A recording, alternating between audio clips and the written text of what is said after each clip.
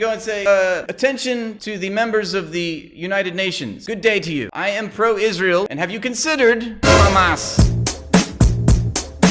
Israel is down bad, okay? Israel is on its way out. There's no coming back from this. It's done. We know why this is happening, because a small sliver of the American population enjoys record profits every time brown children get blown up. It's a great day for Raytheon. It's a great day for Boeing. It's a great day for Lockheed Martin. It's a great day for Raphael. They just announced another plant that they're gonna make in Arkansas, partnering Raytheon with Raphael. Yes, buy me a ticket to Palestine. Go ahead. Find me a flight. Find me that flight to Gaza, baby girl. Is this an SNL sketch? Are you really in 2024 talking about NFTs? Are you really that behind the times that your entire online persona is devoted to NFTs? Is this 2021? What's wrong with you? Okay, great. Yes, please. If you can get me into Gaza. I love how it's like people are being massacred. People are being genocided. Yes, that's a verb. Get over it. The bravest liberals in the chat will say, why don't you physically go to Gaza? Because that's what it takes. Whether or not these people should have their human rights depends on me going to Gaza. Israel should be able to carry on with its war crimes without consequence.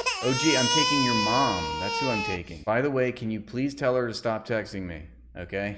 We had one beautiful night. It was nice. Okay? I had a good time, but I never intend to call her again. Because all she would do was cry about how her son's this big failure. Look, she really cares about you. And so do I. Your mom and I both care about you tremendously. Conjo asks, why does Egypt have a huge fortified wall on the Gaza border? Methinks Conjo has lost the plot. Methinks Conjo is a baby-brained turd burglar who's literally missing the entire point. But that's what we expect from the world's bravest liberal. Not answering the question. Right, because there's not a genocide being committed by Israel. Ask yourself this. Why does a country have a border? What does that have to do with a genocide being committed by Israel? It's the silliest thing. It's like you're coping so hard right now. Why is Israel dropping more bombs on Gaza right now than was the payload from Hiroshima, from a nuclear bomb? Why have they killed 15,000 children so far? Why are they genociding the Gaza people? That's the question. The question is not whether or not Egypt has a wall along its borders. It has nothing to do with Egypt having a wall. This is why I don't think that you guys have formulated a full frontal lobe yet. You guys are like 15-year-old Reddit trolls. You should just take this up with international law, because nobody's condemning Egypt for having a wall along its borders. I don't even know if that's true. But even if it were true, it's missing the entire plot, because Israel is committing a war crime, a crime against humanity. It's literally on trial by the highest court right now. So you're just coping so hard right now. International Court of Justice is condemning Israel and trying out cases, hearing them out for the war crimes that are being committed. These are the questions you should be asking. It has nothing to do with Egypt, okay? Egypt's not committing a war crime, and that's international law speaking for you. That's International Court of Justice. That's the United Nations, okay? So it has nothing to do with any other country besides Israel, which is being condemned for crimes against humanity. You can cope and seethe and cry about that, and you can tell me I should just go to Palestine, or you can tell me you'll buy me a flight, or you can ask me if I'm Jewish or if I'm Muslim. It doesn't change a goddamn thing. What matters is what the UN and what international law dictates. Everyone is signed on to this, by the way. This is the entire international community speaking. For you to make this personal proves that you have no argument. That's the problem that you seem to not understand. You don't have an argument. All that you can say is make personal statements. You can make personal accusations. That's the one card that you have left. You can make fun of somebody's appearance because you don't like what they're saying, but that just means that you're a 5-year-old and you don't grasp international law and you don't really know what's going on. That's why I say you've lost the plot. Go volunteer to help. It has nothing to do with Israel committing a genocide. It has nothing to do with me. It has to do with international law. It has to do with international humanitarian law. It has to do with customary international law. It has to do with the Geneva Conventions in 1949. It has to do with the International Court of Justice rulings. It has to do with UN resolutions that have unanimously condemned Israel for decades. Back until 1967, they've been in violation of international law. Take it up with those governmental international bodies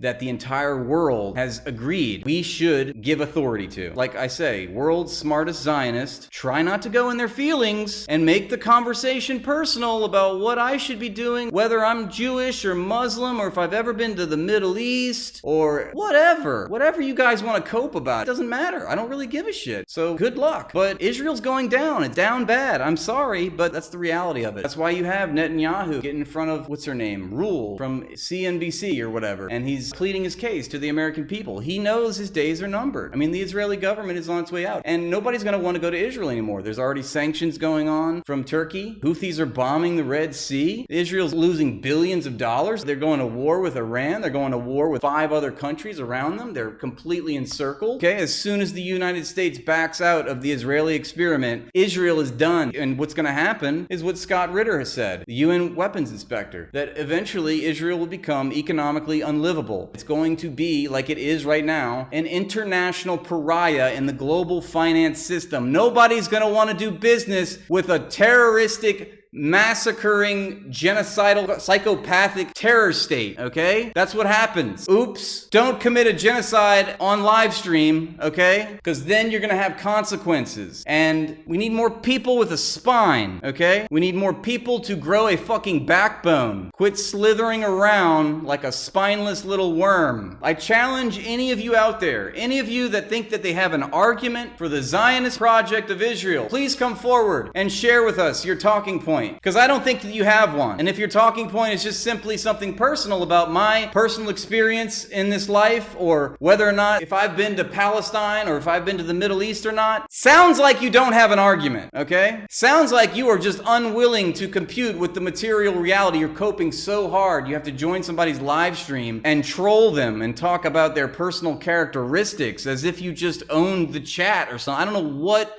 reality you think you're living in, okay? But you've lost the plot. World's smartest Zionist, try not to go into your feelings and get all personal and cry your tears in the chat with no argument, challenge impossible. But that's what happens when you defend people that are savage murderers who don't deserve to breathe the air. And you can laugh in your fucking armchair quarterback ivory tower air-conditioned living room with your fucking nice hot meal in your nice warm bed, not living in fear that your family's gonna be slaughtered overnight, that your cities and towns are getting destroyed. So thank you for self-reporting your fucking absolute spinelessness. And more of you should be fucking outraged. But you know what? Most people can't be bothered, right? And it's not the people that just can't be bothered. It's not just people that, hey, I'm a fucking human being. I've got my own to deal with. I feel really bad about the Palestinians. I wish it wasn't happening, but I have things I have to take care of and I just can't focus on it. Okay, but no. What do we hear from these double down clowns? They have to be a little worm. They have to be arrogant, conceited little pricks when they're talking about blowing up children by the tens of thousands. When something similar that would have happened to them, they would be behaving differently. They would be behaving completely the opposite. You know what it exposes, chat? It exposes that they're hypocrites. They're hypocrites. They're little hypocrites. They've never got their face stuffed into a locker. That's what needs to happen. And they're simping for what? The military-industrial complex? So that Raytheon can rake in more billions in profits and increase the market share for its largest institutional investors? These working-class, spineless little worms that can't even muster any backbone. They're gonna simp for corporate profits and cheer it on. That's right, they cheer it on. They welcome it. They're like bloodthirsty little maggots, dude. What a bunch of losers. I'm sorry, but that part needs to die off. I noticed that they're all missing now. So revealing, so surprising that none of them are here anymore. None of them have anything to say about Egypt or what my hair is doing or whether or not I've been to Palestine, etc., etc. None of them have any personal statements to make. They're all gone. So weird. No argument. It's like, oh, this person that I don't even know just recognized what I was doing live on the stream. Better shut up. Yeah, you better buzz off. Go slither away. Anger is the appropriate response to a genocide being committed, and it's being televised to you through the nightmare box every day, okay? Every day we're seeing this. How does your heart not go out to the Palestinian people right now? You have no heart. You should be shamed. You should be ashamed, and you should be shamed, and you should feel shame. It's like being pro-Nazi, okay? Thank you for self-reporting your ignorance and your fascism. Love that. I love that you support genocides and apartheid regimes. You have no argument. You just say, I'm pro-Israel. Like, okay, well, you're in the minority. It's not gonna end well for you. For the Zionist project, it's not gonna end well. What's actually really funny is that you're pro-Israel, but Israel's a failed state. Why are you backing a loser? Why are they such losers? Why can't they keep their citizens safe? Why is the chodes and pee hole in their poopy land, they can't keep their citizens safe? They're fleeing. They're getting bombed by many different countries. Lebanon, Iran, Yemen, It's starting wars with everyone around them. It seems like completely small PP energy, if you ask me. And now they've got arrest warrants being issued for them? Oof, it's not a good look. Not a good look for your favorite state, right? Not a good look for you. So that's pretty funny. Man, did you see Netanyahu get in front of an American television and cry like a little girl, coping so hard? He knows. He knows his days are numbered. He's in such a weak moment right now. It's the end for him. That's hilarious. He thought he was gonna get away with it? Again, world's smartest scientist, try not to make the conversation personal, as if it depends on my personal anecdotes of whether or not I'm going to Palestine or not. The point is, numbnuts, you can't even get into Palestine. It's blockaded by Israel, and that's a violation of international law since 2005. Going back to 1967, really, but in its most extreme form since 2005, the illegal blockade. Yeah, you can't get into the military checkpoints. Why is Gaza being militarily monitored and surveilled by a technologically advanced super wall, complete with checkpoints, armed with guard? Like, pull your head out of your ass. Like, where have you been? You can't get through Egypt. It doesn't matter. Even if you could, what does that have to do with Israel committing a genocide? Again, you have no argument. You have no argument. Go get in your feelings like a typical Zionist. Gotta cry those Zio tears. What else can you do? What else can you do? Why don't you go over there? Yeah, try not to go into your feelings and be personal. Here's a better idea. Why don't you go to the UN? Far easier get to The Hague than you can get to Gaza. It's impossible to get into Gaza, okay? That's by design. Wake up. Israel is imposing a siege on the Gaza Strip. You might need to go look up that word because you probably don't know what that word means, but you need to go do that. And you should go to the UN and you should plead your case. You know, when they throw out all the evidence of all the war crimes and, you know, the Nazi-like crimes against humanity, you can then come forward and you can say, yes, but have you considered PP and poo-poo? And then say that to them and then see what they say, because maybe you have a point. Maybe you're right. Maybe you're right. Maybe PP poo-poo is a good argument. Maybe I don't know. Maybe I need to do some more research into PP and poo-poo until I formulate a good response. Or you can go up there and say, nah, or you can say, attention to the members of the United Nations. Good day to you. I am pro-Israel, and have you considered Hamas? Have you considered PP and poo-poo? And have you considered saying to the UN, yeah, but have you been to Gaza? Have you been to Palestine, though? Are you Muslim or Jewish? Go to the UN Security Council and plead your legal case. Go to the International Court of Justice. Go to the International Criminal Court, which is administering arrest warrants for two of your favorite little leaders.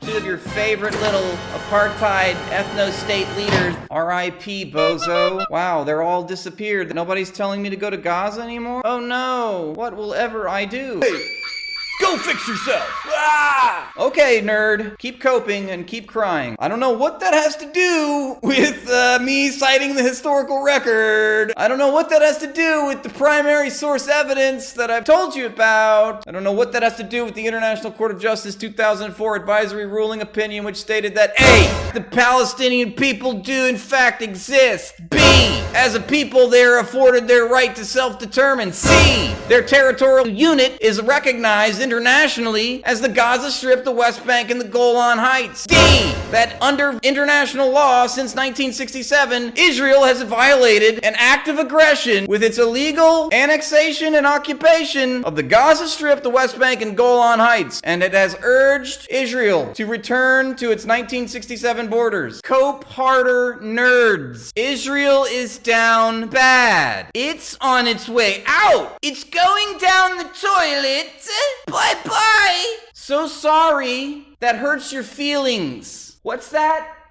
Don't care. Yeah, and we'll flush it twice too while we're at it. You gotta do the courtesy flush. This person says, you got the physique of your argument. Again, world's smartest scientists try not to go into their feelings, okay? Don't go into your feelings and make the conversation personal. Challenge impossible. Oh no. You're a failed comedian. Okay. Still doesn't change the fact that international law dictates that Israel is in violation with its illegal occupation. Please stop your lying. Look, everybody that is listening to me right now, tell me if I'm lying, okay? This little chud right here, you got 3 numbers and 2 letters to remember. I want you to go to Google if you think I'm lying and go type in U and 242, okay? Hit Return, click the first link. Read what international law says before your very eyes, okay? Because I know you have a brain, okay? You have two thumbs that can work. Obviously, you can type out words, so that's good, okay? That's a start. Woo! Now, let's use that brain, because right now it looks like it's a canoe, missing that cerebrium, or whatever you call it. You read, and when you read international law, and you read what that resolution says, try your best to engage in comprehension, okay? Read it and comprehend, and after you're done crying, I want you to tell me, am I lying when I say that ever since 1967, Israel has been in violation of international law and unanimously condemned by the international community for its illegal occupation of the Gaza Strip, the West Bank, and the Golan Heights? Furthermore, as those territories were acquired through war, that is also another war crime condemned by the UN and the international community.